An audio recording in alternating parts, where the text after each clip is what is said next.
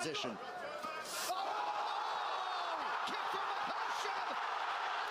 This is the exact moment Alexander Volkanovski became underappreciated. This is the exact moment that Israel Adesanya became underappreciated. That is not the cloth from which he is cut. This is the exact moment that Kamaru Usman became underappreciated.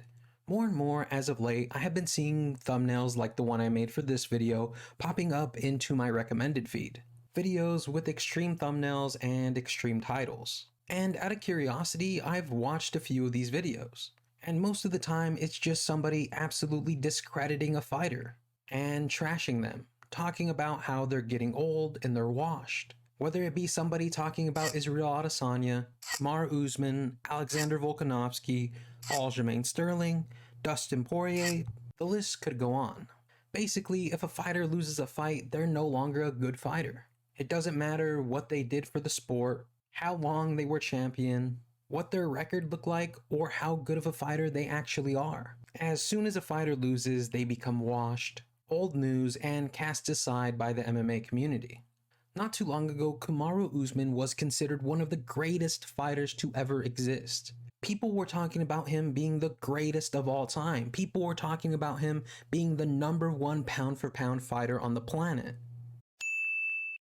Pound for pound, best in the world. Thank you, my brother. Kamaru Usman, Nigerian nightmare, Africa power. Let's go, brother. I'm with you. And that all changed in a blink of an eye when Leon Edwards sent him to the Shadow Realm.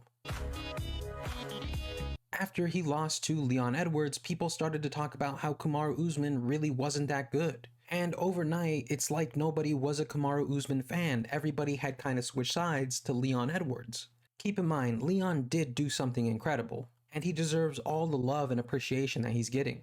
The dude has an amazing story, but no one cared about him until he became champion. And now when people talk about Kamaru Usman, they talk about him being old and washed, and they say his knees don't work. But he's only ever lost to Leon Edwards twice, and a bigger, heavier Khamzat Chimaev, where Kamaru Usman went up a weight class on short notice to fight Khamzat, which is something Kamaru Usman does not get enough credit for. Kamaru Usman was a very dominant fighter for a very, very long time. And now when people talk about him, they don't say good things. A better example of this is Israel Adesanya. Everybody loved him and they thought he was going to tear through Sean Strickland. People were saying Sean Strickland was this journeyman who got a lucky title shot. Sean Strickland went out there and did the impossible, and overnight he became everybody's favorite fighter. The day before, nobody even cared about Sean Strickland. People thought he was a gatekeeper. People didn't like the way he acted, the things he said, the things he did. People didn't like the guy's personality. And now it seems that most MMA fans love Sean Strickland. Keep in mind, I am a huge Sean Strickland fan as well. And I was a fan of him before he even got popular. But it was crazy to see the massive influx of fans he got after beating Izzy. Now when people talk about Israel Adesanya, all they do is talk smack. They make the dog joke, they make fun of him for painting his nails, they talk about him watching anime. Ever since he got beat by Sean Strickland, all anybody has been doing is tearing Israel Adesanya down.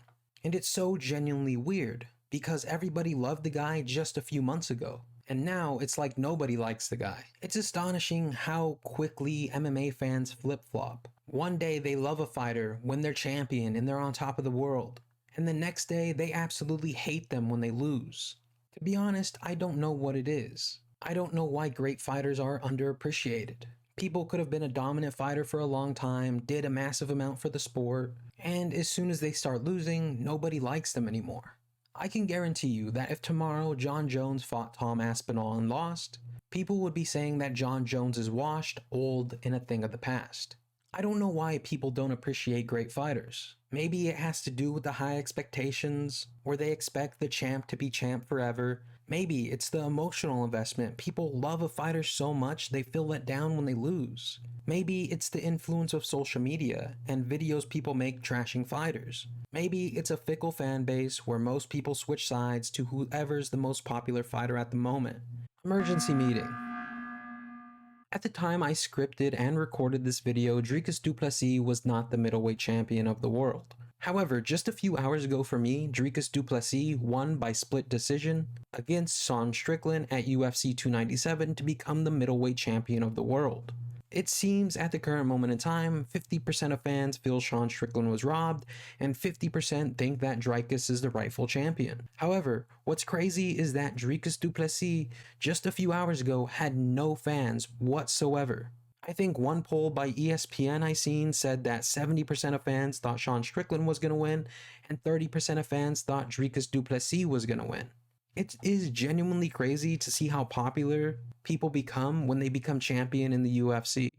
The dude had no fans a few hours ago, or at least at the time I'm recording this, because it's just a few hours after UFC 297. It's 2 o'clock in the morning. And it seems like a lot of Sean Strickland fans and supporters have evaporated and disappeared into thin air, and now you have a bunch of Dricus du Plessis fans coming out of the woodwork. I think it really goes to show how fickle the fan base is, how quickly people are willing to switch sides just because someone becomes champion. Keep in mind, I'm not saying a fighter can't gain fans after a phenomenal performance. What I mean when I say switching sides is that you had a bunch of die-hard Sean Strickland fans before Dricus du Plessis got his hand raised. And as soon as Dricus' hand went up, all those die-hard Sean Strickland fans, or at least some of them, turned into die-hard Dricus du Plessis fans. So that's kind of what I mean when I say people switching sides. A fighter can gain fans. I just want to clarify. Both men deserve love, praise, and respect for their amazing performances. But it is genuinely crazy how a big portion of the UFC community switches sides when someone loses. And I think that just goes to kind of prove my point even further, how fickle the fan base is. But anyway, back to the video. Maybe it's the influence of social media and videos people make trashing fighters. Maybe it's a fickle fan base where most people switch sides to whoever's the most popular fighter at the moment. Maybe I have a different perspective on it. I have personally trained a total of 2 years, and I'm not saying I'm a great fighter or good enough to be in the UFC. I really don't train much anymore, unless I buy a Craig Jones tutorial off bjjfanatics.com. But I do understand the hard work and dedication it takes to train on a semi-regular basis. The people in the UFC are 10 levels above me, and they are 10 levels above most people who practice martial arts. The amount of work a fighter has to put in just to even get to the UFC is crazy. Let alone people at the top, they have to put an insane amount of work and constantly evolve as a fighter. As soon as a fighter loses, nobody likes them anymore, and they become underappreciated. One day people are calling them the GOAT, and the next day a bum. Training really has changed my perspective when it comes to MMA. Now when I watch the fights, I appreciate how genuinely awesome these guys are. I appreciate all the skills and techniques. I appreciate the athletes. Something else that also changed my perspective was a show the UFC put out called The Thrill and Agony. It's a show on Fight Pass that shows how happy a fighter is when they win and how absolutely devastated they are when they lose. Athletes work insanely hard just to be able to entertain us on Saturday night. And it's all the athletes in the UFC, not just the winners and the champions. They are all so talented and none of them get the respect they deserve. Fighters, in my opinion, are underappreciated in general, and great fighters are even more underappreciated. Without all these talented fighters, we would have nothing to watch on Saturday night, and I think these people deserve way more respect than we actually show them. Keep in mind, I'm not saying I think about them and appreciate them every single second. I'm a fan just like you guys, and I do often pick sides. But I would never go out of my way to say a fighter is old, or washed, or trashed, just because they lose once, or a few times. And I do have to often remind myself to appreciate the fighters while they're here because they're not going to be around forever. We already have a new generation of fighters arriving in the UFC, who are going to be here for years to come. And pretty soon, a lot of the fan favorites, a lot of the older fighters are going to be gone, and the UFC is going to look completely different. I think fans should start appreciating fighters more. All of them, not just the great ones. I think most fighters are underappreciated. The only time a fighter receives love and praise is when they're on top, and as soon as they lose, that all goes away. But what do you guys think? Why don't people appreciate great fighters? Why are great fighters underappreciated?